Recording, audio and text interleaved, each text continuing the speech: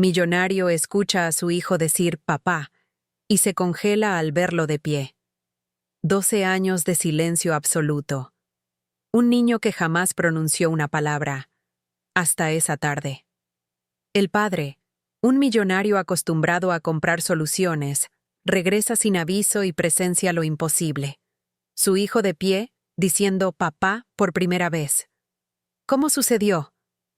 ¿Qué papel oculto tuvo la empleada en este milagro? Lo que parecía un instante de alegría es apenas el inicio de una verdad que lo cambiará todo. A esa hora de la tarde, la casa siempre parecía un museo. Mármol frío, cuadros que nadie mira, cortinas pesadas que doman la luz como si un rayo de sol fuera una falta de respeto. Caminé descalza por el corredor para no despertar a nadie, sosteniendo el vaso de agua tibia con miel que él, mi niño, acepta a sorbitos, como un pajarito desconfiado. Sentí el olor a cera recién pasada en el piso, a jazmín que entra por el patio, y a algo más, indefinible, como una promesa que aprieta el pecho sin avisar. Yo aprendí a escuchar en esta casa. Cuando una trabaja en silencio, las paredes hablan. Crujen, suspiran, se quejan. El refrigerador respira. El reloj mastica los minutos. Y él, mi niño, respira distinto cuando tiene miedo. Lo supe desde el primer día. Nadie me lo enseñó. Simplemente una se afina o se pierde. Yo elegí afinarme. Me agaché junto al sofá y le acaricié el pelo. Aquí estoy, le dije sin decirlo, solo con la palma sobre su cabeza, con ese lenguaje que no sale de la boca. El señor, su padre, debía llegar mañana. Eso me habían dicho. Y sin embargo, cuando la cerradura besó el metal y un par de llaves oficiales giraron con autoridad, yo supe que el calendario acababa de obedecer a otra ley. El sonido vino nítido desde el hall, una mordida de invierno entrando por la puerta. No me sorprendió. Con él, las agendas son obedientes al capricho. Pero aún así, mi corazón dio un brinco y el vaso tembló lo justo para que una ola, mínima, rozara el borde. No tuve tiempo de ordenar mi delantal, tampoco de pensar si el niño debía estar en su cuarto o en la sala.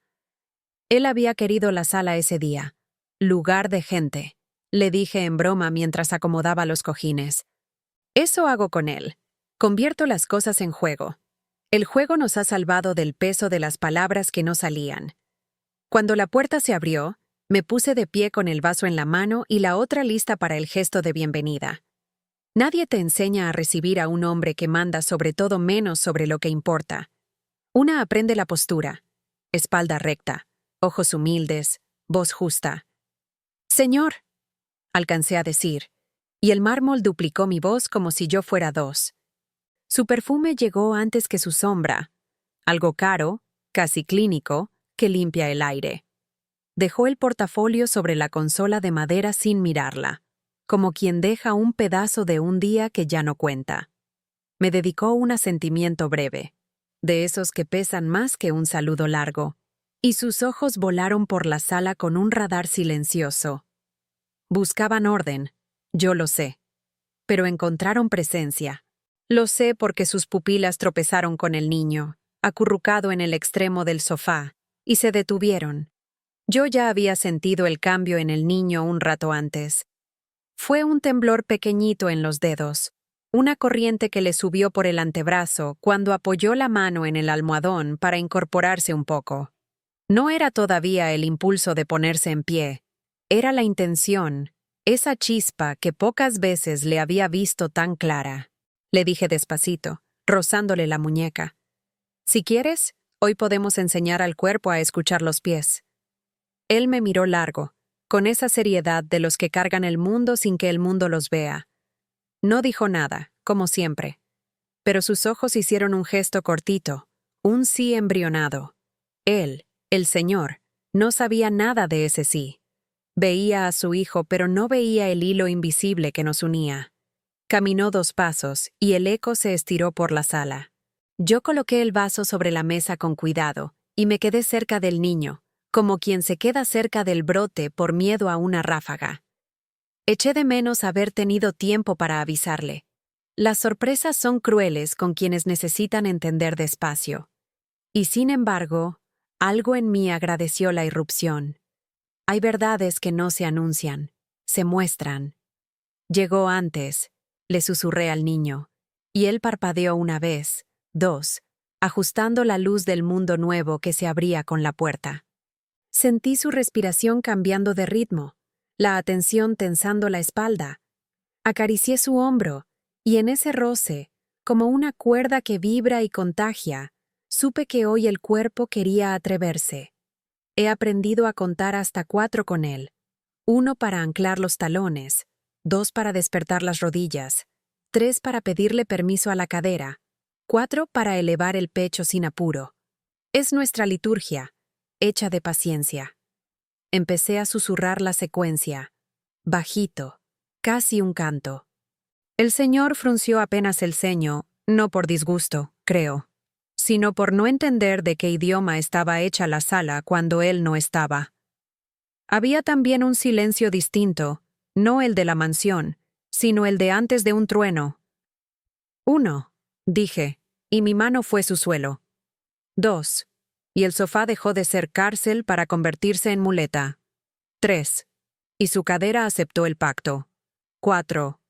El señor avanzó otro paso. Yo lo sentí detrás de mí, grande, exacto, como una estatua que respira. El niño levantó la barbilla 1 milímetro, apenas lo necesario para que la luz le tocara la garganta. Entonces, sucedió lo que no cabe en un parte médico. Un aire que no era de la sala entró en nosotros, fino, dulce, insoportable. Lo vi nacer en la boca del niño, abrirse camino por la garganta y empujar con suavidad lo que siempre había estado cerrado. Fue una brizna, apenas un hilo. El vaso, en la mesa, hizo un pequeño sonido, como si también escuchara. El señor dejó de moverse. Yo contuve la respiración para no asustar esa semilla que quería romper la tierra. Puse mi mano detrás de la espalda del niño, por si el intento traía vértigo. En su pecho, una vibración de pájaro. Pa. No fue un grito ni una palabra completa. Fue un puente. Lo sentí pasar por mi piel como un relámpago manso, y por un segundo, el mundo quedó suspendido. El reloj dejó de masticar, las cortinas no domaron nada, y el mármol, tan orgulloso, pareció ablandarse bajo nuestros pies. El señor no dijo nada. Yo tampoco. El niño bajó los ojos, como asustado de su propio milagro. Le rocé el hombro, y él, valiente, volvió a inhalar. Hay caminos que se cruzan una sola vez, y hay otros que, cuando se encuentran, ya no se separan. El siguiente paso, lo supe entonces, no iba a depender de mí, ni del Señor, ni siquiera del mármol perfecto. Iba a depender de esa voz recién nacida y de lo que el cuerpo se atreviera a recordar. El silencio después de aquella sílaba fue tan espeso que sentí que podía cortarse con las uñas. El Señor, su padre, se quedó detenido a unos pasos, con la boca entreabierta como si hubiera olvidado la palabra que siempre lo salvaba en sus negocios. Orden. Yo, en cambio, tenía las rodillas temblando, porque sabía que lo que acababa de ocurrir no era un accidente. Había sido un parto lento, hecho de meses de paciencia, de juegos pequeños, de cantos improvisados cuando nadie miraba. El niño giró un poco la cabeza hacia mí, buscando confirmación, como quien pregunta en silencio, ¿lo dije de verdad? Yo asentí despacio, con los ojos húmedos, porque para mí había sido un rugido aunque apenas fuese un suspiro. El señor se acercó más. Su sombra nos cubrió. Era un hombre grande, acostumbrado a que todo se doblegara a su voluntad. Y sin embargo, en ese instante parecía frágil, como si alguien hubiera cambiado el suelo bajo sus pies. Bajó la mirada hacia su hijo y por un instante no vi al empresario poderoso, sino a un padre desnudo de respuestas. ¿Lo escuchaste? Pregunté casi sin voz, aunque sabía que sí. Él no respondió. Solo miraba. Sus ojos iban de mí al niño, del niño a mí, como si buscara una explicación matemática, un recibo, una factura que probara lo imposible, pero no la había. Solo quedaba el hecho. Su hijo estaba de pie y había dicho, «Papá». Sentía al niño aferrarse a mis dedos. No era solo el miedo a caerse, era también la certeza de que ahora el mundo entero lo miraba. Su respiración era rápida, pero sus pies estaban firmes. Coloqué mi mano en su espalda y con un impulso suave lo animé a dar medio paso. Medio paso nada más. El sonido que hizo su pie al rozar el mármol fue el aplauso más fuerte que yo haya escuchado en mi vida.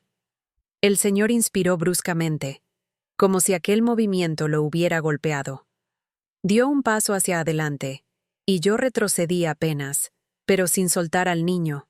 Su instinto de padre quería abrazarlo, levantarlo en brazos, tal vez gritar su nombre. Pero la incredulidad lo mantenía congelado. Se inclinó, torpemente, y murmuró, «Hijo». El niño levantó la barbilla y, con un esfuerzo que le encendió el rostro de rubor, repitió, «Papá».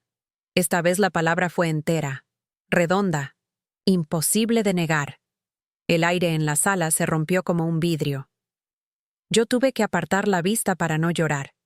El señor se llevó una mano al rostro, escondiendo la emoción detrás de los dedos, y entonces me miró de nuevo. Esa mirada no fue de autoridad ni de reproche. Fue de súplica muda. Quería saber cómo, por qué, cuándo había empezado todo. Yo no hablé. No era el momento de explicar métodos ni rutinas secretas. Solo acaricié el brazo del niño, que se sostenía firme, orgulloso de su pequeño milagro. Él sonreía, y esa sonrisa, tan nueva como la palabra que acababa de pronunciar, iluminaba más que todas las lámparas de la mansión. El señor dio un paso más y extendió sus brazos, temblorosos, hacia el niño. Yo solté mis manos poco a poco, dejándolo libre para que eligiera. El niño vaciló, mirándome como quien pide permiso, y luego se lanzó hacia su padre. No caminó mucho, apenas 2 pasos inseguros, tambaleantes, pero suficientes para caer en aquel abrazo. El golpe de sus cuerpos al encontrarse fue un latido que recorrió la casa entera. El señor lo apretó contra su pecho con una fuerza desesperada, como si quisiera recuperar en segundos todos los años de silencio. Yo los observé en silencio, con el corazón en la garganta. No importaba si él agradecía o no. El verdadero milagro estaba ahí, entre sus brazos. Me di la vuelta apenas, dándoles intimidad. Pero en el fondo sabía que esa escena no se había construido en un día. Y tarde o temprano, él tendría que reconocerlo. No todos los silencios son iguales.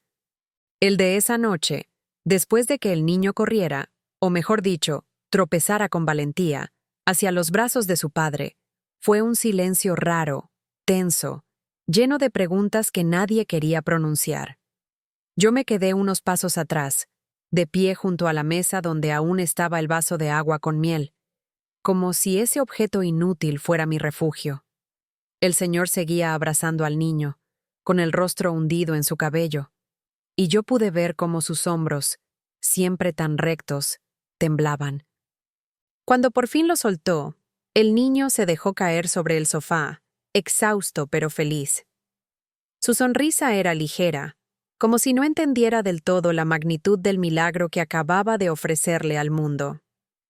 Yo me acerqué para acomodarle un cojín bajo la espalda, y entonces sentí la mirada del Señor clavada en mí. No era una mirada cualquiera. Era la mirada de un hombre que acaba de descubrir que su dinero no había comprado la respuesta, y que alguien a quien siempre consideró invisible había logrado lo que él creía imposible. No dijo nada. Se limitó a alisar la chaqueta de su traje azul, a mirar el suelo y a morderse el labio inferior. Ese gesto, tan humano, me sorprendió. Yo estaba acostumbrada a verlo dar órdenes, firmar contratos, pronunciar frases secas. Nunca lo había visto morderse el labio como un niño que duda. ¿Desde cuándo? preguntó de pronto, sin mirarme directamente. No supe qué responder, porque no era desde cuándo, sino desde siempre. Desde que el niño me tomó confianza, desde que decidí creer en él aunque los médicos hablaran de imposibles. Desde que entendí que a veces basta con sentarse a su lado y repetir juegos absurdos para que un cuerpo se atreva a recordar lo que la mente había escondido. Hace un tiempo, dije simplemente, bajando la vista. El señor suspiró, un sonido largo, áspero, como si arrastrara piedras dentro del pecho. Caminó hacia la ventana y corrió apenas la cortina. Afuera, las luces del jardín dibujaban sombras alargadas en la pared. Yo sabía lo que pensaba. ¿Cómo es que él, con todo su poder, con todos sus recursos, no había sido capaz de provocar lo que una simple empleada había conseguido? Ese pensamiento le dolía más que cualquier derrota en los negocios. Lo sentía yo, en su espalda rígida, en sus puños cerrados. El niño lo llamó otra vez. Papá. Su voz era débil, pero clara. Y esa simple palabra fue como una grieta en el orgullo del señor. Se giró de inmediato, con los ojos húmedos, y se acercó de nuevo para acariciar la mejilla del niño. Sonrió, pero detrás de esa sonrisa había algo roto, algo que no quería admitir. Yo desvié la mirada para darles espacio, pero en mi interior sabía que lo que acababa de presenciar no era solo un milagro. Era también una herida abierta. La del orgullo de un hombre que toda su vida había creído que podía comprar el amor, la salud, la felicidad, y que ahora descubría que ninguna de esas cosas le pertenecía de verdad. Más tarde, cuando el niño ya dormía, me quedé recogiendo los cojines y doblando la manta. El señor apareció en el umbral de la sala. Ya no llevaba la chaqueta, la había dejado en algún sillón. Su camisa estaba arrugada, y su rostro mostraba el cansancio de alguien que ha librado una guerra silenciosa. «Mañana quiero hablar contigo», dijo, sin mirarme a los ojos. Asentí. No hizo falta más. Me retiré a mi cuarto pequeño, en la parte trasera de la casa. Allí, en la soledad, dejé que las lágrimas que había contenido salieran por fin. No por tristeza, sino por la certeza de que el niño había dado un paso irreversible. Pero también sabía que el Señor, con todo su orgullo herido, podría convertirse en un obstáculo para la continuidad de ese milagro. Me acosté sin dormir, con una mezcla de miedo y esperanza, porque si algo había aprendido en esa mansión, era que los milagros no nacen completos. Hay que defenderlos día a día, contra el silencio, contra la soberbia, incluso contra quienes deberían celebrarlos primero. Y esa batalla apenas comenzaba. A la mañana siguiente, la mansión amaneció con un rumor distinto, como si las paredes hubieran pasado la noche conteniéndose para no comentar el milagro. Preparé café sin prisa, dejé pan tostado y fruta en la mesa larga que raras veces se usaba para desayunar en familia. El niño aún dormía, rendido por la hazaña y por la emoción. Su sueño tenía otro peso, el de quien por fin confía en sus propias piernas. El señor apareció sin el traje perfecto de siempre, camisa remangada, ojeras francas. Me pidió que nos sentáramos en la cocina. Nunca antes me había invitado a hablar ahí, al lado de los frascos con especias y la pava que suspiraba cada tanto. Esa elección me desarmó. La cocina es terreno de verdad, donde el mando no sirve de mucho si el agua no hierve. Quiero entender, dijo, sujetando la taza con ambas manos, como si necesitara el calor para sostenerse. ¿Qué hiciste? Respiré hondo. No hay atajos para contar lo que se construye día a día. Abrí el cuaderno que siempre llevo en el bolsillo del delantal. Tapas gastadas, hojas con manchas de té, fechas subrayadas. Lo coloqué entre nosotros. No es una fórmula, señor. Es tiempo, respondí. Y atención. Le señalé las primeras páginas. Día 8. Tolera la luz de la tarde sin cubrirse la cara.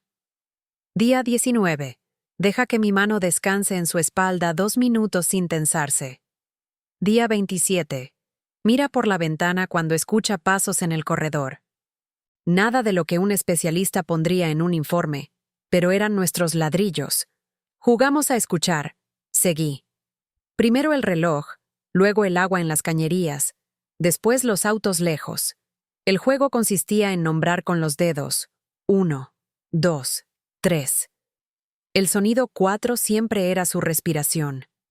Le enseñé a confiar en ese sonido, a sentirlo como un ancla. El señor pasó la yema por mis notas, sin tocarlas del todo.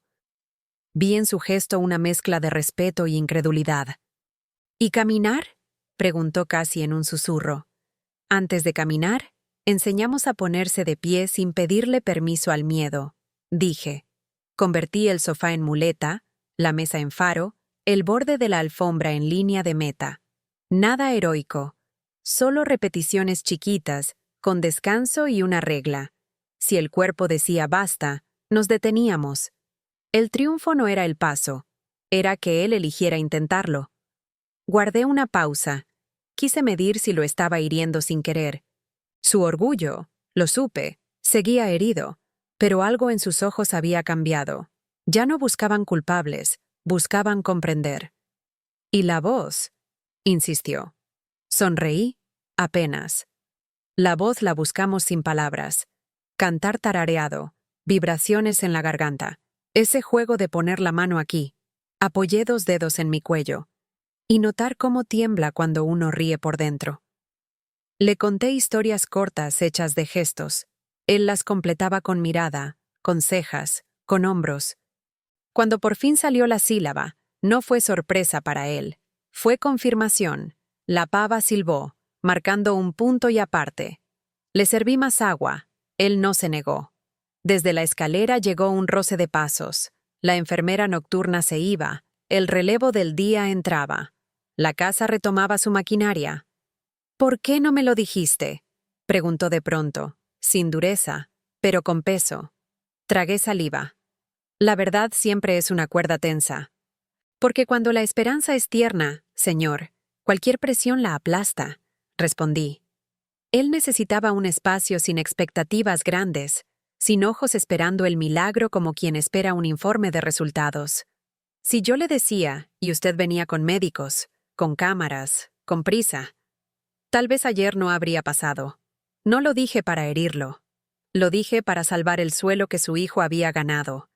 El señor apoyó la espalda en la silla y dejó salir un aire que parecía guardado desde años. Miró la ventana. En el vidrio, la claridad de la mañana lo devolvía sin armadura. Yo quería comprarle todas las oportunidades, dijo, más para sí que para mí.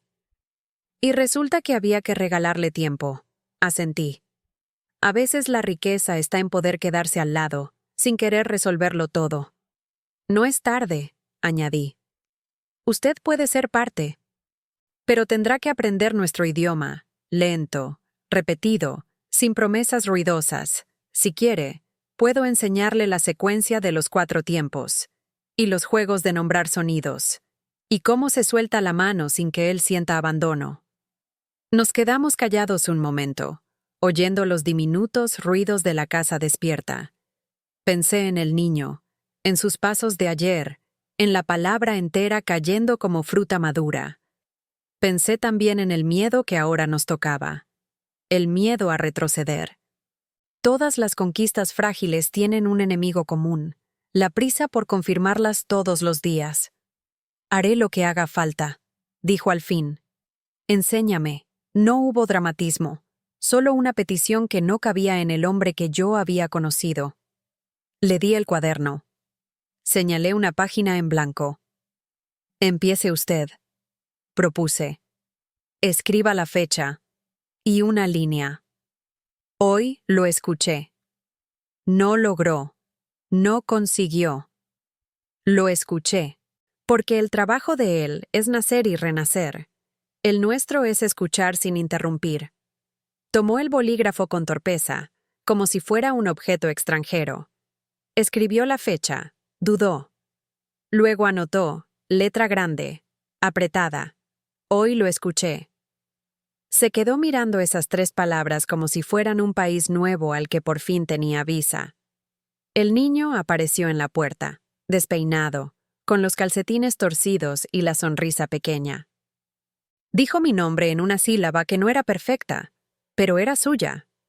Atrás de mí sentí al señor incorporarse, vacilante, pero con una luz nueva en la voz. «Buenos días, hijo». No hubo aplausos. Hubo pan caliente, café compartido y un silencio de compañía. El lenguaje secreto de la casa empezaba a cambiar, y yo supe que, a partir de ese instante, mi trabajo ya no sería proteger el milagro del Señor, sino enseñarle a sostenerlo conmigo. Esa noche lo encontré de pie en el pasillo, frente a la puerta del cuarto de su hijo. No entraba, solo observaba desde la rendija como si no supiera si tenía derecho. Me acerqué en silencio, pero él me escuchó y giró el rostro. Sus ojos estaban cansados, y detrás de ese cansancio se escondía algo más profundo: vergüenza. «Duerme tranquilo», me dijo, señalando al niño, que respiraba con un ritmo suave, casi musical. Asentí, pero no me fui. Sentí que él necesitaba hablar, aunque no lo admitiera. Permanecimos en el pasillo, la luz tenue de la lámpara marcando sombras largas en la pared. «Anoche pensé que estaba soñando», murmuró al fin. «Hoy todavía no sé si lo que vi fue real». «Es real», le aseguré. «Y lo será mañana también, si lo cuidamos como corresponde». Él bajó la mirada. «Cuidarlo, eso es lo que siempre quise hacer. Pero lo hice a mi manera, con cheques, con doctores, con especialistas. Pensé que si llenaba de recursos su vida, él mejoraría. Y al final, fue usted, con juegos, con paciencia, la que logró lo que yo no». Me dolió escuchar esa confesión porque llevaba la marca del reproche hacia sí mismo. Su orgullo herido se transformaba ahora en una culpa pesada, casi insoportable. «No es una competencia, señor», respondí suavemente. Su hijo no necesitaba milagros comprados. Necesitaba tiempo, alguien que creyera que podía. Usted puede ser esa persona ahora. Guardó silencio, con los puños cerrados. Se notaba que luchaba contra su propio carácter, contra esa voz interna que siempre le había dicho que la autoridad y el dinero eran suficientes. Esa voz ahora se desmoronaba frente a la evidencia de 2 pasos y una palabra. «Me siento un extraño en mi propia casa», confesó, apenas audible. Yo quise decirle que aún había oportunidad, pero sabía que mis palabras podían sonar condescendientes. Entonces, opté por otro camino. «Mañana él querrá intentarlo otra vez. Esté ahí», sugerí. «No como patrón, no como juez, como padre». El silencio volvió a instalarse entre nosotros, pero esta vez no fue hostil. Era un silencio de reflexión, de quien intenta reordenar su vida en medio de la noche. Cuando se apartó de la puerta, antes de irse a su habitación, me dedicó una mirada larga, cargada de una promesa que todavía no sabía si podía cumplir. Yo me quedé un instante más junto a la cama del niño. Lo observé dormir, con una sonrisa ligera en los labios, como si aún soñara con sus pasos. Y pensé que tal vez el verdadero conflicto no estaba en el niño ni en su cuerpo, sino en el corazón del padre. Y supe que el verdadero desafío empezaba ahora. La mañana siguiente amaneció con un aire distinto, casi ligero. El sol entraba por los ventanales de la sala, dibujando líneas de oro en el mármol. Yo estaba acomodando los cojines cuando escuché pasos apresurados. Era él. Sin el traje, sin la corbata. Solo una camisa clara, mal abrochada, y un gesto nervioso que no le había visto nunca. El niño estaba sentado en el sofá, jugando con un cochecito de plástico que yo había rescatado de un armario olvidado. Cuando levantó la cabeza y vio a su padre, sus ojos se iluminaron de inmediato. No esperó a que yo lo animara. Apoyó las manos en el borde del sofá, respiró hondo y, tambaleándose, se puso de pie. «Papá», dijo, claro, como si hubiera entrenado toda la noche en sueños. El señor se detuvo en seco. Y en ese instante, ocurrió lo que yo jamás imaginé ver. El hombre poderoso, el que siempre hablaba de contratos y cifras, se arrodilló. Se arrodilló frente a su hijo, al nivel de sus ojos, como si el mármol no existiera, como si el mundo entero se hubiera reducido a ese gesto. «Hijo», repitió, con la voz quebrada. El niño dio un paso inseguro, luego otro, y cayó en sus brazos. Esta vez yo no lo sostuve, no hizo falta. El padre lo abrazó con fuerza, temblando, como si tuviera miedo de que desapareciera. El niño reía, y esa risa, tan pura, llenó la sala de una vida que hacía años no se escuchaba. Yo retrocedí, dejándoles espacio. Sentí que no me correspondía estar ahí, pero entonces él levantó la mirada hacia mí. Sus ojos brillaban, humedecidos, y por primera vez no había en ellos órdenes ni reproches, solo gratitud. «Gracias», dijo. Una palabra simple, pero que en su boca pesaba como una confesión. Me quedé inmóvil. Nunca esperé escucharlo. Ni siquiera supe qué contestar. Él insistió. «Usted creyó cuando yo ya no creía. Usted lo sostuvo cuando yo lo solté sin darme cuenta». Me temblaron las manos. Quise decir que no era nada, que solo había hecho mi trabajo, pero sabía que no sería verdad, porque lo que me unía a ese niño no era un contrato, era algo más profundo. La certeza de que él podía, aunque todos dijeran lo contrario. El Señor se incorporó, aún sosteniendo al niño en brazos. Caminó hacia mí y con una solemnidad que nunca le había visto, repitió: «Gracias». Sentí que esa palabra no era solo un reconocimiento hacia mí, sino también hacia su propio hijo, hacia la vida que se había negado a rendirse. En ese momento entendí que el milagro no había sido solo que el niño caminara o dijera, «papá». El verdadero milagro era ver a un hombre arrodillarse ante lo que siempre había negado. La fragilidad, la humildad, la fe en lo invisible. El niño, con su voz aún torpe pero llena de orgullo, volvió a pronunciar: «papá». Y entonces supe que esa palabra, repetida una y otra vez, iba a reconstruir no solo su cuerpo, sino también el corazón del hombre que lo sostenía. Con el paso de los días, la casa comenzó a transformarse. No fue algo repentino, sino un cambio casi imperceptible, como cuando la primavera se insinúa en las ramas sin anunciarse. Las habitaciones, que antes parecían vitrinas de lujo, comenzaron a llenarse de ruidos nuevos. Las risas del niño, los pasos firmes que poco a poco se multiplicaban, el murmullo de conversaciones que ya no eran órdenes ni reportes. El Señor, su Padre, cambió también. No de la noche a la mañana, pero sí en los gestos pequeños. Lo vi sentarse en el suelo junto al sofá, aceptar mis instrucciones para sostener al niño sin forzarlo, repetir conmigo la secuencia de 1, 2, 3, 4, hasta que se volvió parte de su respiración. La primera vez que lo escuché reírse al equivocarse en el ritmo, supe que algo dentro de él se había rendido a la humildad. El niño respondía con una confianza nueva. No solo caminaba más pasos cada día, sino que buscaba la mirada de su padre como esperando aprobación. Y él, lejos de esconderse en el orgullo, le devolvía sonrisas torpes, abrazos largos, palabras que antes no se atrevía a decir. Yo seguía allí, entre ellos, pero ya no como una sombra. El Señor me pedía consejo, me agradecía con un gesto sincero, incluso me ofrecía compartir la mesa en más de una ocasión. Al principio me resultaba extraño, casi incómodo, pero entendí que ese era el mayor reconocimiento que podía darme. Hacerme parte del hogar, no solo de la casa. Una tarde, mientras el niño caminaba despacio por el pasillo apoyándose en nuestras manos, me detuve a mirarlos. Vi al hombre que había llegado congelado por la incredulidad.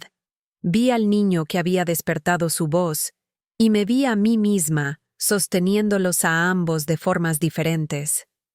Y comprendí que lo que estaba ocurriendo no era solo una recuperación física, era la reconstrucción de una familia. El mármol seguía brillando, los cuadros seguían colgados, las cortinas seguían pesadas. Pero ya no eran sinónimos de frialdad. Ahora eran testigos de algo más cálido. De un padre aprendiendo a escuchar. De un hijo descubriendo su fuerza. De una empleada que ya no se sentía invisible. Esa noche, mientras cerraba las luces y preparaba la casa para el descanso, escuché al niño murmurar desde su habitación: «Papá, buenas noches». Y la respuesta, clara, firme, llena de ternura: «Buenas noches, hijo». Me quedé inmóvil, con el corazón lleno. No había discursos, no había testigos, no había médicos ni contratos. Solo un padre, un hijo y un hogar que, por fin, había aprendido a latir.